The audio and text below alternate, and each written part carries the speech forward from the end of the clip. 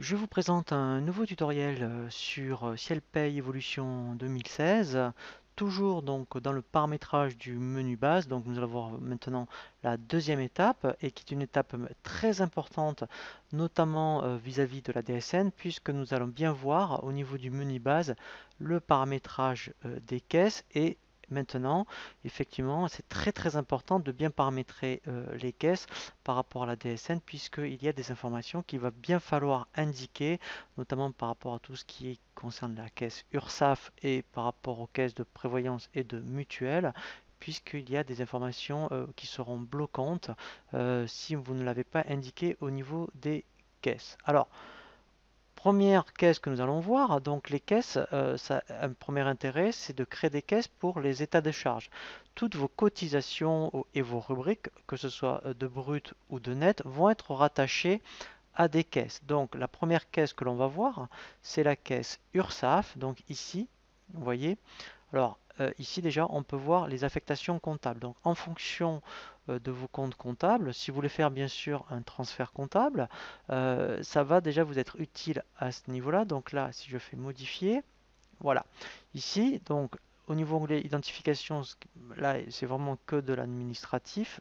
Mais après, effectivement, la première chose qui est importante, c'est l'onglet complément. L'onglet complément, ici, eh bien, il va bien falloir mettre vos bons comptes comptables dans l'objectif du transfert en comptabilité. Mais maintenant, ce qui est très important effectivement par rapport à la DSN, au niveau de l'onglet DUX, eh bien maintenant, alors déjà, vous allez indiquer votre périodicité, voilà, et aussi au niveau des paiements, puisque maintenant dans le fichier DSN, il y a tout ce qui va concerner l'URSSAF. Donc là, si vous mettez télérèglement, voilà. Donc après, ici, c'est vraiment très important, puisque ça, c'est une nouveauté par rapport à la DSN. Et là, donc effectivement, il va bien falloir vérifier que vos codes DUX soient justes. Voilà. Mais là, normalement, si vous partez d'un plan de paye par rapport à la création d'un dossier, vous repartez toujours d'un plan de paye type de Ciel Pay. Donc là, normalement, par défaut,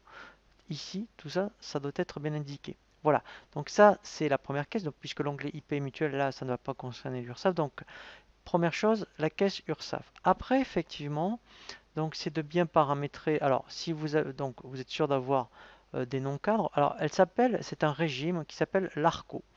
Alors, l'ARCO, vous pourriez la renommer. Ici, vous pourriez mettre retraite non cadre. Alors, voilà. Donc, pareil pour l'onglet complément. Donc là, vous voyez, il n'y a pas les notions de télérèglement. Donc là, c'est surtout par rapport au compte comptable. Et l'onglet DUX, voilà. Donc là, ici, elle est déjà préparamétrée. Et ici, voilà. Vous voyez, donc on pourrait très bien mettre aussi. Vous voyez, donc, puisqu'on pourrait, vous pouvez donc euh, programmer les DUX pour les retraites. Si vous voulez télérégler, vous mettriez le télérèglement. Et bien sûr, il faut bien mettre le numéro d'adhérent. Voilà, puisque le numéro d'agrément, donc A536, ça c'est par rapport à la caisse. Voilà. Donc ça c'est pour les caisses non cadres. Vous avez la même chose pour les caisses cadres. Donc les caisses cadres, donc dans Ciel, en fait, vous avez une caisse, voilà, ici, qui s'appelle la GIRC. Voilà, donc là ça s'appelle la tranche B des cadres. Donc même principe, les comptes comptables. Ici, alors là, en fonction des caisses de retraite, eh bien, vous aurez vos codes DUX. Et là, pareil pour le paiement. Donc là, vous pourriez mettre, donc si vous faites du télérèglement, voilà. Alors après, parce que donc là, c'est une particularité de Ciel, Agirc n'appelle pas tout. Vous voyez, il y a une caisse APEC. Donc, dans les caisses cadres, l'APEC c'est appelé par l'Agirc, mais en fait, Ciel l'a distingué. Donc là, il va pas falloir oublier de faire la même chose que pour l'Agirc. Donc là, c'est exactement les mêmes codes. Voilà, donc là, vous mettrez exactement la même chose que pour la GIRC, voilà. Donc vous avez ici, et puis bien sûr, vous avez la GFF. Donc là, c'est le même principe. Donc pour l'ARCO, vous remettrez la même chose que pour le régime ARCO. Et là, à GIRC, ça c'est la tranche B pour la GFF des cadres. Là, il ne faudra pas l'oublier. Voilà, donc ça, c'est la deuxième caisse qu'il faut vraiment pas oublier. Là, pour l'emploi, pareil, même principe. Donc là, même si c'est appelé par l'URSSAF, il faudra bien la paramétrer. Et après, ensuite, après, si vous avez des mutuelles et des prévoyances, donc là, c'est très important. Donc là, si je prends celle qui est proposée par défaut partiel. Donc là, si je fais modifier, voilà, donc là, vous mettez le nom de votre mutuelle.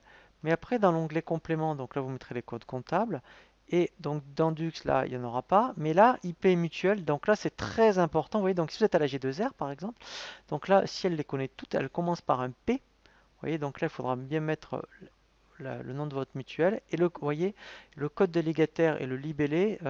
Donc ça, il faut téléphoner à votre caisse et ensuite, voilà, donc les caisses sont au courant. Vous leur demandez juste le code délégataire et le libellé, ça va leur parler. Et après, on verra comment rajouter, donc ça on le verra dans un second temps, rajouter les contrats de prévoyance. Donc là, vous voyez, ça a déjà été fait. Vous voyez, si je vous en montre un, mais ça, on le reverra quand on abordera vraiment les mutuelles et prévoyance. Voilà, donc là, il faut rajouter le contrat, le libellé du contrat et les options retenues. Voilà, parce qu'après on verra que dans la fiche salarié, ça, il faut l'intégrer. Donc ensuite, ce qui est très important, c'est que vous pouvez avoir des caisses, vous voyez, comme acompte. Alors, acompte, ça paraît bizarre d'avoir une caisse. Donc, c'est intéressant pour l'état des charges, mais pourquoi, en fait, il y a une caisse acompte qui a été créée? C'est pour les comptes comptables. Donc, en fait, si vous voulez vraiment générer l'écriture comptable, donc tout ce qui est au niveau du brut, on verra, ce sont dans les rubriques. Tout ce qui est cotisation et rubrique de net, en fait, il y a une caisse. Vous voyez, donc à compte, eh bien, il y a une rubrique de net qui s'appelle à compte, mais il faut créer une caisse.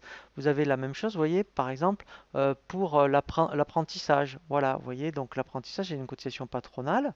Eh bien, que pour voilà, la compta, eh bien, vous avez donc ici une caisse pour pouvoir mettre après les comptes de la classe 4 et les comptes de la classe 6. Après, c'est intéressant parce qu'en fin d'année, vous aurez le montant de suite. Voilà, et puis vous aurez un état des charges. Voilà. Donc après, effectivement, si vous avez des prévoyances cadres et non cadres, vous aurez une caisse. Donc là, si elle, enfin, l'a pas nommé, donc là, vous mettriez le nom de votre caisse de prévoyance. Donc là, pareil pour complément pour les comptes comptables et IP mutuel, très important. Donc là, en fonction de la prévoyance, voilà, vous voyez ici, vous avez un site de prévoyance et vous irez choisir la prévoyance, voilà, donc pour laquelle vous avez adhéré. Puis en plus, ce sera obligatoire en 2016, voilà. Et puis pareil, le code délégataire et le billet. Et après, on verra comment ajouter un contrat pour l'affecter après à tous les salariés. Voilà, donc c'est pour ça que les caisses, au jour d'aujourd'hui, c'est vraiment très très important. Et pour finir donc dans l'étape 2 dans le menu base, donc après les caisses, effectivement, eh bien, il y a les tranches. Alors, normalement là, c'est à jour, mais c'est vrai que donc si vous achetez Ciel aujourd'hui, eh bien après il faudra le mettre à jour pour janvier 2016.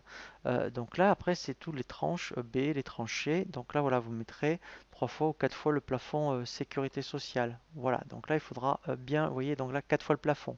Donc ce sera à vous de saisir donc de 0. Donc là, c'était pour 2015. Voilà, mais vous prendrez le plafond de 2016 et vous multiplierez par 4 et vous mettrez la valeur ici.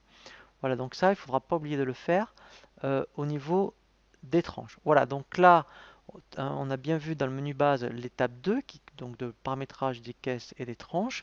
Là, nous allons voir une étape 3 qui va concerner essentiellement le paramétrage de votre plan de paye pour les variables, les rubriques, cotisations, les tables et les profils.